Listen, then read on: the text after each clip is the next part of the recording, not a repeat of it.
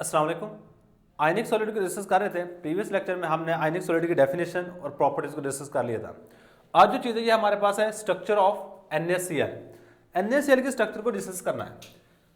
अगर देखा जाए ना एग्जामिनेशन पॉइंट ऑफ व्यू से तो ये बच्चे लॉन्ग क्वेश्चन आता है। पास पेपर में काफ़ी दफ़ा लॉन्ग क्वेश्चन के तौर पे आ चुका है। वो कहता है explain the structure of NaCl।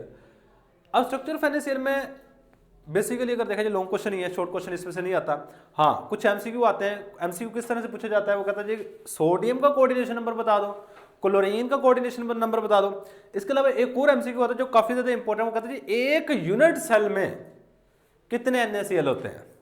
ये चीजें आज जो हमने डिस्कस करनी है। सबसे पहली बात, अब देखो स्ट्रक्चर ऑफ NaCl है, इसमें हमारे पास दो एटम है, एक सोडियम है एक क्लोरीन है। अगर मैं सोडियम एटम की बात करता हूं, सोडियम एटम हैव 11 इलेक्ट्रॉन, 11 चलो 11 इलेक्ट्रॉन, सॉरी सोडियम एटम के पास 11 इलेक्ट्रॉन होते हैं। कुछ इस तरीके से हमारे पास सोडियम एटम होता है। ये वाली चीज दरमियान में न्यूक्लियस है। पहले शेल में 2 इलेक्ट्रॉन होता है, दूसरे शेल में 8 होंगे और जबकि तीसरे शेल में 1 इलेक्ट्रॉन होगा। जबकि क्लोरीन की अगर स्ट्रक्चर देखी जाए तो क्लोरीन की स्ट्रक्चर इस तरह की होती है। क्लोरीन के पहले शेल में 2 इलेक्ट्रॉन, दूसरे शेल में 8 इलेक्ट्रॉन होते हैं, जबकि तीसरे शेल में 7 इलेक्ट्रॉन होते हैं। तीसरे शेल में 7 इलेक्ट्रॉन हो गए। ये है हमारे पास सोडियम की स्ट्रक्चर और ये क्या हमारे पास क्लोरीन की। अब होता यह है कि दोनों एटम स्टेबिलिटी चाहते हैं। स्टेबिलिटी चाहने के लिए क्या करना पड़ता है जी, ये वाला अपना आखिरी शेल का इलेक्ट्रॉन निकाल देता है, जबकि ये वाला आखिरी शेल में अपना एक इलेक्ट्रॉन ले लेता है। इसका भी जब ये इलेक्ट्रॉन निकालेगा, निकालने के बाद इसके ऊपर कौन सा चार्ज आ जाएगा, प्लस, और जब ये एक इलेक्ट्रॉन लेगा तो इसके ऊपर कौन सा चार्ज आ जाएगा, नेगेटिव। अब देखो इन दोनों का साइज का कंपैरिजन किया जाए तो किसका साइज बड़ा है, क्लोराइड आयन का, जबकि सोडियम आयन का साइज छोटा है। ये हम बात लिखेंगे। Sodium atom have 11 electron while chlorine atom have 17 electron, 17 electron. अब होता क्या है कि हमारे पास सोडियम एटम एक इलेक्ट्रॉन निकाल के क्लोरीन एटम को दे देता है और इसी वजह से हमारे पास during bond formation, during bond formation, bond बनते वक्त क्या होता है, bond formation, sodium Na atom donate 1 electron, donate 1 electron, एक इलेक्ट्रॉन दे देता है to chlorine atom and form ionic bond, और हमारे पास आयनिक बॉन्ड बन जाता है, आयनिक बॉन्ड। पहले नंबर पे यह बात आपने याद रखनी है। इसके बाद हमारे पास अगर देखा जाए ना साइज, सोडियम आयन का साइज छोटा होता है जबकि क्लोराइड आयन का साइज बड़ा होता है। ये आपके सामने है। Na plus ion have smaller size as compare to, किसके मुकाबले में, as compare to Cl minus ion. देखो अगर मैं यहाँ पे इसके स्ट्रक्चर बनाता हूँ ना, स्ट्रक्चर इसकी कुछ इस तरह की होती है। हमारे पास एक क्यूब है, ये वाला क्यूब। अब इसको ना समझते जाइएगा। मैं यहाँ पे एक सिंपल सी बना लेता हूँ, बाद में लास्ट में प्रॉपर स्ट्रक्चर बना दूंगा। हमने प्रीवियस लेक्चर में इसकी प्रॉपर्टीज को पढ़ा था NaCl की, वहाँ पे एक स्ट्रक्चर बनाई थी इस तरह की। ये हमारे पास एक छोटा एटम है, एक बड़ा एटम है। मैंने कहा था जो छोटा एटम है इसमें हमेशा आपने कौन सा चार्ज लगाना है, प्लस, और जो बड़ा एटम है इसमें माइनस चार्ज लगाना है। तो ये एक सिंपल सी बात आप जहन में बिठा लीजिएगा। ये हमारे पास NaCl की स्ट्रक्चर है। अगर इसमें गौर करोगे ना, जो छोटे वाला क्या हमारे पास प्लस, बड़े वाला minus, plus minus plus minus. असल में हमारे पास छोटे वाला चार्ज किस चीज़ को रिप्रेजेंट कर रहा है, सोडियम आयन को, जबकि बड़े वाला क्लोरीन आयन को रिप्रेजेंट कर रहा है। सही है। तो ये हमारे पास Cl minus plus minus plus minus, ये काम हुआ है। अब यहाँ पे गौर करने वाली चीज जिसको आपने गौर से देखना है, देखो इस पे गौर करना थोड़ा सा। मैं इसको नॉमिनेट कर रहा हूँ इसको। अच्छा इस पे गौर करोगे ना, ये क्या है हमारे पास, ये है सोडियम एटम, सोडियम एटम है। अब इसके इर्द गिर्द क्लोरीन एटम कितने, जरा गौर करना। इसके ऊपर है, इस साइड पे है, नीचे है और दूसरी साइड पे है। ओवरऑल 4 सोडियम एटम आपको, सॉरी क्लोरीन एटम आपको नजर आ रहे हैं। लेकिन अगर आप इसकी 3 डायमेंशनल स्ट्रक्चर देखते हो ना, क्योंकि ये मैंने अभी सिर्फ एक लेयर बनाई है, एक लेयर थोड़ी होती है, इसके आगे भी लेयर होगी, इससे आगे आगे आगे आगे काफी सारी लेयर्स मौजूद होती हैं। सो अगर देखा जाए ना 3 डायमेंशनल स्ट्रक्चर में, इसके सामने भी एक हमारे पास होता है क्लोरीन एटम, और इसके बैक साइड पे भी एक क्लोरीन एटम होगा, एक सामने एक बैक साइड पे। सो ओवरऑल क्लोरीन एटम कितने हुए, 6। अच्छा, अब कितने क्लोरीन एटम से सोडियम को घेरा हुआ है, 6 से। सो इसका कोऑर्डिनेशन नंबर 6 है। एक आयन को उसके ऑपोजिटली चार्ज आयन ने, यानी ऑपोजिटली चार्ज आयन कौन सा है, जहां पे सोडियम है इसका ऑपोजिट, सोडियम के ऊपर कौन सा चार्ज है, प्लस। ऑपोजिटली चार्ज आयन क्या है, नेगेटिव। कितने ऑपोजिटली चार्ज आयन ने घेरा हुआ है, जितनी वो तादाद होगी वही इसका कोऑर्डिनेशन नंबर होगा। सही, यहां पे हमारे पास सोडियम का कोऑर्डिनेशन नंबर क्या है। इसी तरह अगर मैं क्लोरीन की बात करता हूं, अब मैं इसको थोड़ा सा नॉमिनेट करता हूं, ये देखो क्लोरीन है, इसके राइट साइड पे, लेफ्ट साइड पे, ऊपर और नीचे 4 एटम, एक सामने एक बैक साइड पे, कितने हो गए, 6 एटम है। सही है, तो इसका कोऑर्डिनेशन, क्लोरीन का भी कोऑर्डिनेशन नंबर क्या हुआ, 6। सो हमारे पास Na का कोऑर्डिनेशन नंबर भी 6 है और क्लोरीन का कोऑर्डिनेशन नंबर भी 6 है। ये याद रखिए, बाद ऑफ एमसीक्यू में आ जाता है। The coordination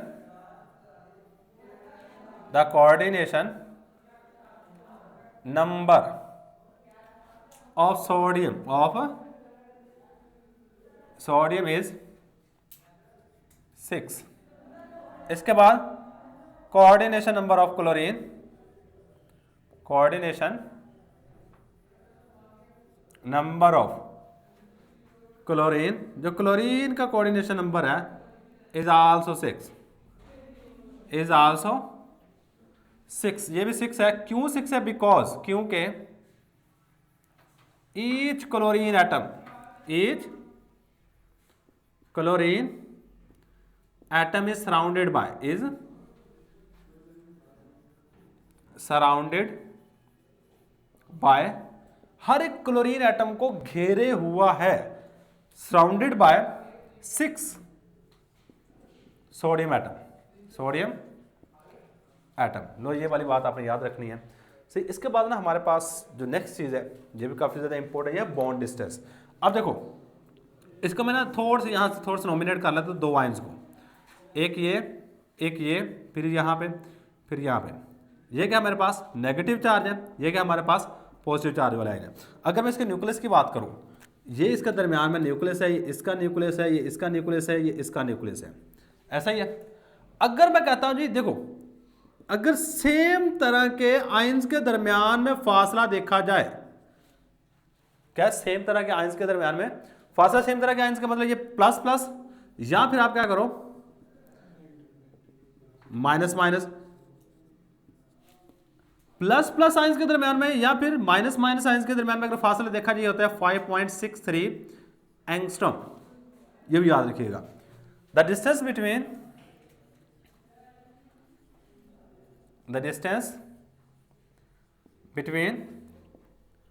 टू सिमिलर, एक जैसे, two similar ions is 5.63 angstrom.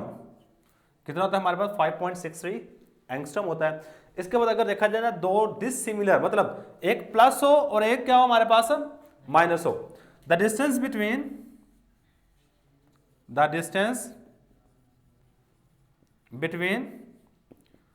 To dissimilar atoms, to dissimilar ions का लो, आयंस इज, अब ये इसका हाफ होगा, 5.63 डिवाइडेड बाय 2, और ये हमारे पास आ जाएगा 2.815, इसको 2 पे डिवाइड करोगे, यही वाला जो डिस्टेंस है। सही, मतलब यहाँ पे गौर करोगे ना थोड़ा सा, असल में ये 2 हिस्सों में डिवाइड कर रखा है। हम अब मुख्तलिफ तरह के आयंस के दरमियान का डिस्टेंस की बात कर रहे हैं। सही है, हमारे पास क्या होगा, इस वैल्यू का बिल्कुल हाफ होगा। सही है, ये बात हो गई। अब इसके बाद ना कैलकुलेशन है, calculation of number of NaCl, number of NaCl per unit cell, per unit cell. कहते 1 यूनिट सेल में कितने NaCl आ रहे होते हैं, ये आपने कैलकुलेट करके बताना है। से देखो एक यूनिट सेल, मैंने वर्ड यूज किया यहाँ पे, यूनिट सेल। अच्छा, यूनिट सेल कहते हैं कि हमारे पास बेसिक इकाई है किसी भी क्रिस्टल सिस्टम की जो बार बार रिपीट होती है, पूरे का पूरा क्रिस्टल सिस्टम बना रही होती है। अगर मैं NaCl की बात करूं बच्चे, इसका यूनिट सेल की जो स्ट्रक्चर होती है वो क्यूबिक होती है। इसकी असल में क्या होती है, फेस सेंटर्ड क्यूबिक होती है। ये हमारे पास कुछ इस तरह की होगी। मैं यहाँ पे इसकी स्ट्रक्चर बना लेता हूँ और इसको समझ लीजिएगा। ये थोड़ा सा ना अगर 3 डायमेंशनल स्ट्रक्चर बन जाए तो ज़्यादा अच्छे तरीके से समझ आ जाती है, लेकिन कोशिश करेंगे कि इसको अच्छे तरीके से समझ लें। हमारे पास होता क्या है कि हर एक कोने पे ना एक एक क्लोरीन लगाओ। पहले हर कोने पे बड़े वाला यहाँ पे 1 2 3 4 5 6 7 8, हर कोने पे एक एक क्लोरीन मौजूद है। सही। इसके बाद आपने क्या करना है, हर एक, ये इसको कहते हैं साइड, इसको क्या कहते हैं, हर एक साइड पे आपने सोडियम लगाना है। यहाँ पे एक सोडियम आ जाएगा, एक सोडियम यहाँ पे, सेम इसी तरह आपने दरमियान में सबके क्या लगा देना है, सोडियम लगा देना है। यहाँ पे भी आ जाएगा, यहाँ पे और यहाँ पे। लो जी, मैंने क्या कर दिया जी, हर एक साइड पे सोडियम लगा दिया। अब इसके बाद आपने इसको कहते हैं फेस, ये जो सामने वाला है फेस, ये भी फेस है, ये एक पीछे वाली साइड पे फेस है, एक इस साइड पे फेस है और एक क्या ऊपर वाली साइड पे। सही। जब बॉक्स होता है जो सामने ऊपर वाली साइड पे जो उसकी छत होती है उसको फेस का नाम देते हैं। जो आपको सामने इस साइड पे भी नजर आ रहा था वो भी हमारे पास क्या है, फेस है। जिस तरह अगर मैं फेस की बात करूं बच्चे, इसके फेस के बिल्कुल दरमियान में एक क्लोरीन होता है। ये देखो ऊपर वाले फेस के दरमियान में लगा दिया, सामने वाले फेस के दरमियान में मैं यहाँ पर लगा रहा हूँ। सही। मैं इसको थोड़ा सा इस तरह कर लेता हूँ ताकि ये पता चल जाए, थोड़ा सा अलग अलग हो जाए। ये हमारे पास क्या है, फेस के दरमियान में एक, ये सामने वाला है, इस साइड वाला ये आ गया, बैक साइड वाला यहाँ पे आ जाएगा, ये वाला इस साइड वाला फेस ये यहाँ पे आ जाएगा, नीचे वाला फेस।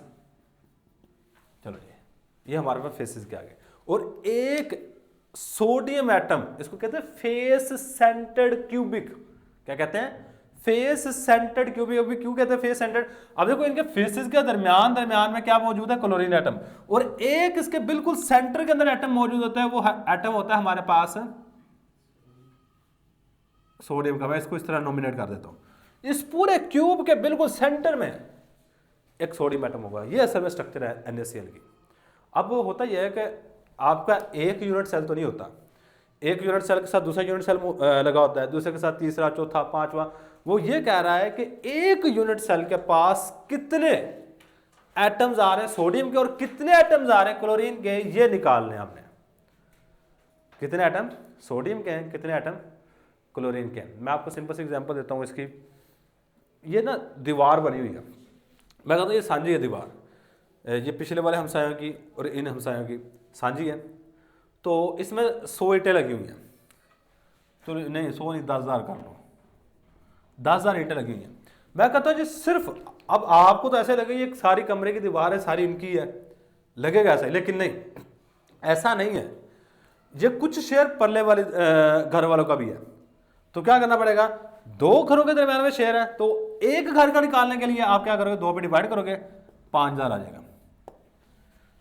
ऐसा ही है, मतलब 5,000 ईंट इस कमरे की है, 5,000 ईंट उनकी है, जो भी चीज आगे बनी हो।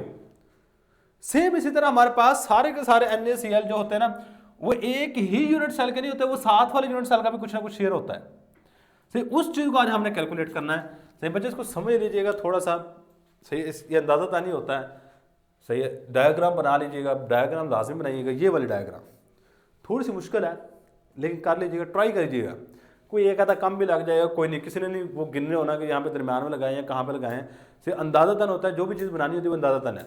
सही है। तो मैंने क्या करना है, एक यूनिट सेल में कितने NaCl आ रहे हैं इसकी कैलकुलेशन करनी है। मैं सबसे पहले क्लोरीन एटम की करूँगा, नंबर ऑफ Cl एटम, कितने क्लोरीन एटम आ रहे हैं, मैं इसकी कैलकुलेशन करने लगा हूँ। देखो यहां पे गौर करना, कितने क्लोरीन एटम है कोनों पे, 1 2 3 4 5 6 7 और 8, 8 Cl atom are present, 8 chlorine atom मौजूद हैं are present at the corner of cube. Cube के कॉर्नर पे 8 क्लोरीन एटम मौजूद हैं एंड ईच एटम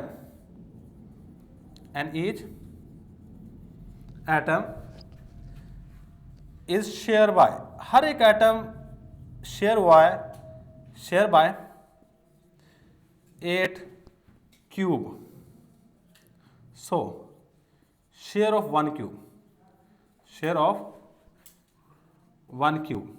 देखो जी 8 क्यूब से शेयर हुआ है तो 8 मल्टीप्लाई बाय 1/8 करेंगे तो हमारे पास एक क्यूब का हिस्सा सिर्फ एक ही आएगा।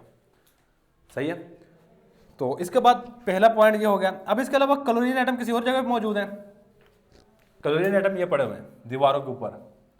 अब देखो जिस तरह मैंने ये एग्जांपल दिए, इस दीवार की आधी इंट उस परले वाली की होगी, आधी इंट इस साइड पे होंगी। अब सेम इसी तरह ये दरमियान में लगा हुआ है दीवार के, जो इस साइड पे एक इसके इस साइड पे क्यूब लगा होगा, आधा क्लोरीन एटम परले वाले को होगा, आधा उरले वाले को होगा। टोटल कितने क्लोरीन एटम जो मैंने नॉमिनेट किए, 1 2 3 4 5 6 chlorine atoms are present at the face of cube के फेस पर मौजूद है एंड ईच क्लोरीन एटम, या each atom is shared by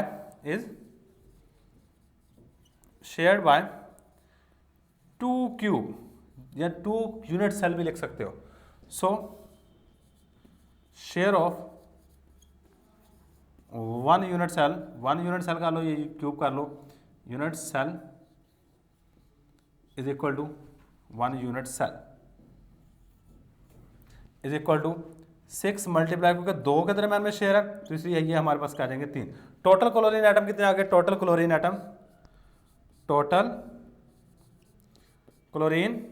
atom is equal to 4। अब यही सारी की सारी चीज़ें हमने करनी है सोडियम एटम के लिए। ये नंबर ऑफ क्लोरीन एटम निकाल लिए, नंबर ऑफ सोडियम एटम। अब देखो number of sodium atom calculate करने के लिए मेरे सारे सोडियम एटम लगाए हुए हैं, जरा कैलकुलेट कर लो। ये वाला एक वाहद ऐसा है जो कि दरमियान मौजूद है, बाकी सारे कैलकुलेट करो। 1 2 3 4 5 6 7 8 9 10 11 12 है। टोटल कितने हमारे पास 12 सोडियम एटम मौजूद हैं। याद रखिएगा ये जो एक साइड है ना, इसके दरमियान में एक लगा हुआ है, 1 2 3 4, इसके बाद 5 6 7 8 9 10 11 और 12, इन सब के दरमियान लगा हुआ है। 12 क्लोरीन एटम मौजूद है, और सोडियम एटम मौजूद है। उसको कहते हैं एज, सॉरी इसको एज नहीं कहते, इसको कहते हैं साइड का नाम दे रहे हैं, साइड का। 12 sodium atom are present, Na atoms are present at the side of unit cell के unit cell, and each sodium atom, each Na atom is shared by 4 atoms, या 4 यूनिट सेल। 4 यूनिट सेल ने share किया, unit cell. So share of 1 unit cell, share of 1 unit cell is equal to 12, क्योंकि कितने ने share किया हुआ, यहां पे गौर करोगे हमारे पास शेयर किया हुआ 4 ने, इसको मल्टीप्लाई कर दोगे 1/4 से और हमारे पास आंसर आ जाएगा 3। हमारे पास क्या आंसर आएगा, 3 आंसर आ जाएगा। अब इसके बाद हमारे पास है जी नेक्स्ट जो बात है वो ये है कि एक सोडियम एटम बिल्कुल सेंटर में मौजूद है, जो किसी से शेयर नहीं, वो बिल्कुल सेंटर में है, वो सारे का सारे इस क्यूब का है, इस यूनिट सेल का है। 1 Na atom Na atom is present at the center is equal to, इसको 1 कर लो। टोटल हमारे पास कितने हो गए, total Na atom, total Na atom कितने हो गए, 3 ये वाले और 1 ये वाला, 3 जमा 1 4। सही है, तो 4 एक यूनिट सेल के अंदर 4 क्लोरीन एटम होते हैं और 4 ही सोडियम एटम होते हैं। सही है, तो हमारे पास ये वाली चीज बड़ी इंपॉर्टेंट है, 1 unit cell have 4 chlorine atom and 4 Na atom, और 4 ही Na एटम है। सो 4 NaCl, 4 NaCl मौजूद, NaCl is present in 1 unit cell, एक यूनिट सेल में 4 NaCl मौजूद है। और इसको अंडरलाइन कर लेना, और ये बड़ा ही इंपॉर्टेंट MCQ है, पास्ट पेपर में काफ़ी दफ़ा पूछा जा चुका है कि एक यूनिट सेल में कितने NaCl होते हैं, 4। कितने होते हैं, 4 होते हैं। इसके बाद लास्ट वाली एक बात लिख लो, the structure of NaCl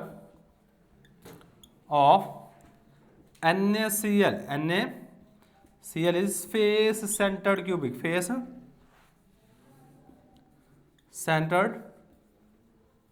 cubic। सही है, इसको क्या नाम दे रहे थे, फेस सेंटर्ड क्यूबिक, और बाद में बॉडी सेंटर्ड क्यूबिक भी कहते हैं। सही है, बॉडी सेंटर्ड क्यूबिक है। सही है, यानी इसके बिल्कुल सेंटर में हमारे पास एक क्लोरीन एटम मौजूद होता है, सोडियम एटम मौजूद होता है। That's why it is known as body centred cubic या फेस सेंटर्ड क्यूबिक का भी नाम दे सकते हैं। सही, इसके बिल्कुल फेसेस के सेंटर में एक क्लोरीन एटम मौजूद होता है। सही है, इसकी जगह पे बॉडी सेंटर्ड क्यूबिक लिख लो, बॉडी सेंटर्ड क्यूबिक। इसकी बॉडी के बिल्कुल सेंटर में एक क्लोरीन एक एटम मौजूद है, इसे हम इसको नाम दे रहे हैं बॉडी सेंटर्ड क्यूबिक। सही है, तो ये था जी हमारे पास स्ट्रक्चर ऑफ NaCl। इतनी बात याद रख लीजिएगा। इसके साथ एक छोटा सा और टॉपिक है जो कल को हम डिस्कस कर लेंगे, वो है लेटिस एनर्जी। वो इंशाल्लाह हम कल डिस्कस करेंगे। यही हमारे पास आज का लेक्चर। अल्लाह हाफिज़।